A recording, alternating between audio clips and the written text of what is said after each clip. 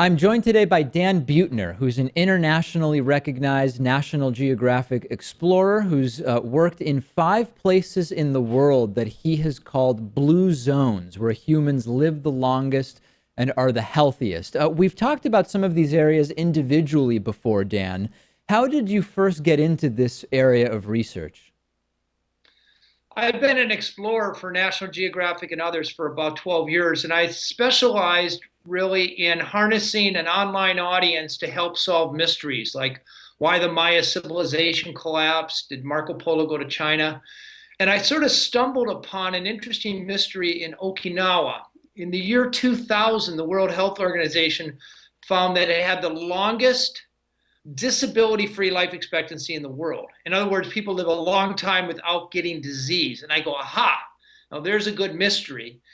And I hastily organized an expedition, about 8 of us, to explore that mystery and realized that the vein was much richer than I thought it was going to be.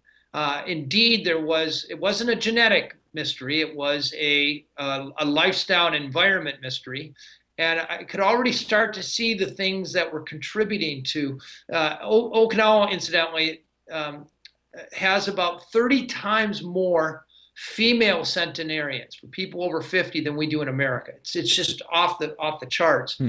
And then a reason there must be other pockets around the world where people live a long time, and proposed a research grant to the National Institutes on Aging, and got a big assignment from National Geographic to approach this correctly, and we were off and running. That was 12 years ago. And in addition to Okinawa, which we've heard about quite a bit on the program, tell us about what other areas you identified as these blue zones. So the highlands of Sardinia, specifically the Nuoro and Oliasta provinces, longest of males in the world are there. In the Nicoya Peninsula of Costa Rica, just south of Nicaragua, highest disability-free life expectancy among people who are 50. And then Ikaria, Greece, an island off of Turkey, about 10,000 people. Interesting there, not only live about 7 years longer than Americans, but almost completely dementia-free. And our team with the University of Athens found almost everybody over the age of 60 on the entire island, and gave them the same cognitive tests that the National Institutes on Aging uses, and found almost no dementia. In America here, if you hit 85, there's about a 50% chance you're suffering from dementia. And then in the United States, we found the most extraordinary population among Seventh-day Adventists in and around Loma Linda, California, a population that lives about 10 years longer than their Californian counterparts. So we also profiled them in some detail as well. So talk to us about what were the commonalities between these different populations that you found. So this last book, The Blue Zone Solution, I took a dietary approach. It's not all diet, but I'm going to start with diet because I think diet is the runway for getting people interested in healthier lifestyles. So we did a meta-analysis of 155 dietary studies done over the past 100 years in all 5 blue zones. And we found that between 90 and 100% of their dietary intake came from plants. They did eat meat, but only on average about 5 times a month. Surprisingly little fish. You know, we tend to think that omega-3 in fish, but not in blue zones. Very high carb diet.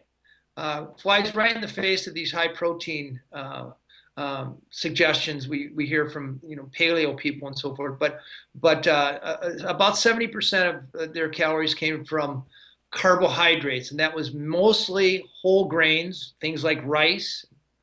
Sourdough bread was a big contributor. Beans, about a cup of beans a day in all these blue zones. That alone probably adds 3 to 4 years of life expectancy. And greens.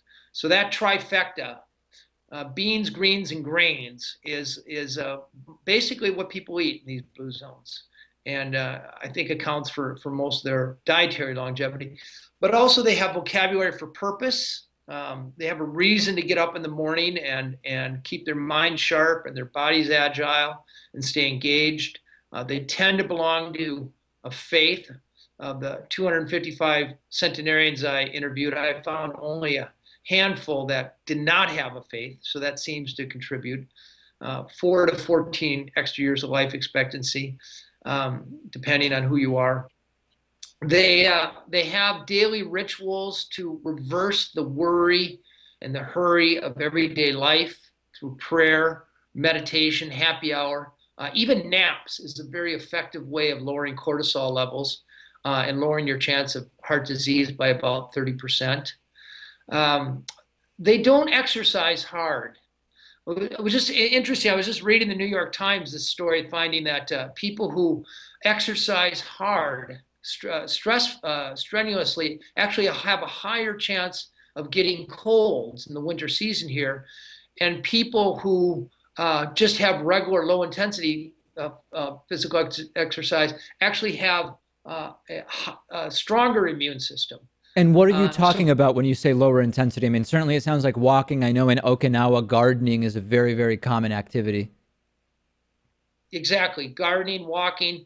Their houses are set up where they haven't engineered out the physical activity. Like there isn't a button to push for yard work and another button to push for housework and another button to push for kitchen work. They're grinding corn by hand or kneading bread dough, and their life is just laced with regular low intensity physical activity that's not stressing their body like strenuous exercise does, but keeping it moving and keeping apparently the immune system stronger.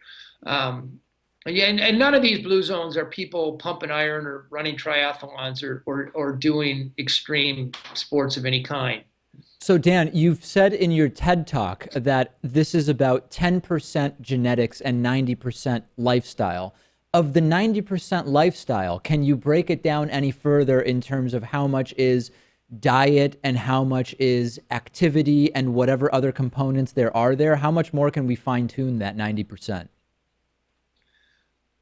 Well, regular physical activity and eating a plant-based diet will get you most of those extra years. But I will tell you, you can tell people all day long, David, and I'm sure on your show you've heard other people say, yeah, get exercise and eat your veggies and so forth, and people's eyes glaze over. But the big aha moment, the big epiphany after about 6 years of research was the insight about how you actually get people to do the right thing for long enough.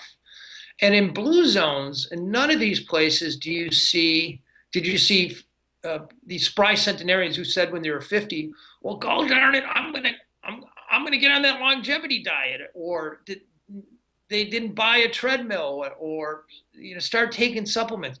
In all blue zones, what longevity happens to these people. In America, we tend to go after health as something we're going to proactively go after. We're going to buck up, get disciplined, change the way we live, and try to eat right. That never works. What does work is shaping your environment so that the healthy choice is not only the easy choice, but also the unavoidable choice. And you see this in these blue zones. They're fruits and vegetables and beans and grains. They're the cheapest foods around, and they're easy to get. They're not tempted by burgers and pizzas and fries and sodas and candy bars. They have time-honored recipes to make those foods taste good. I could tell you broccoli and Goya, a bitter melon, are the healthiest foods on earth, the best longevity foods on earth. But if you don't like broccoli and Goya, you might eat them for a few weeks or a few months, but you're not going to eat them long enough to get the extra years. So it's making the right foods taste good. They have their kitchen set up so they're easy to make. And probably most importantly, their social networks are such the people they hang out with are eating these foods too. So they're not making this wonderful Icarian stew out of black-eyed peas and fennel, and then going to their friend's house, they're grilling burgers or baby back ribs. They all eat these foods. So, the key to longevity really is knowing the right foods to eat, but then setting up your social network, making sure you have friends you go out to eat with, who come to visit you, whom you visit, that are eating this way and living this way, and that way it'll stick. So really, you could give Americans, for example, the list as we're sort of describing it here. But if the list is just something that Americans have to remember to check off, so to speak, versus it coming naturally from changes to culture, it sounds like it's going to be pretty difficult to actually make a long-term change, isn't it? That's right. No diet in the history of the world, and I've done the research on this, lasts for more than about for 96, 97% of the people, lasts for more than 2 years. Mm. When it comes to longevity, there's no short-term fix. David, you can't run out. There's no pill right now. There's no hormone. There's no genetic intervention. None of that stuff that we spend $60 billion a year on works at longevity. The only thing that works that we know of are long-term intervention, things you're going to do for decades. So you start asking yourself, how do you set up your life so the right thing? So I'll be doing the right things in the year 2026. And the types of things that work are moving to the right place. You move to a place that have healthy defaults. Setting up, making new friends you're likely going to be hanging out with in a decade, and there's friends have a measurable impact on what you eat. It is, of course, important to know the right foods to eat, and I like to think we did a good job at that in Blue Zones. But also setting up your kitchen so it's easy to make those foods, and then knowing your sense of purpose, because you need propulsion. You need that will to go after these things. And if you're waking up aimlessly in the morning, it's hard to it's hard to make the effort.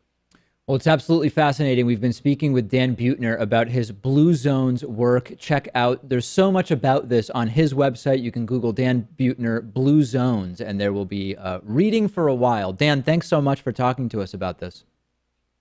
I enjoyed it, David. Thanks for calling.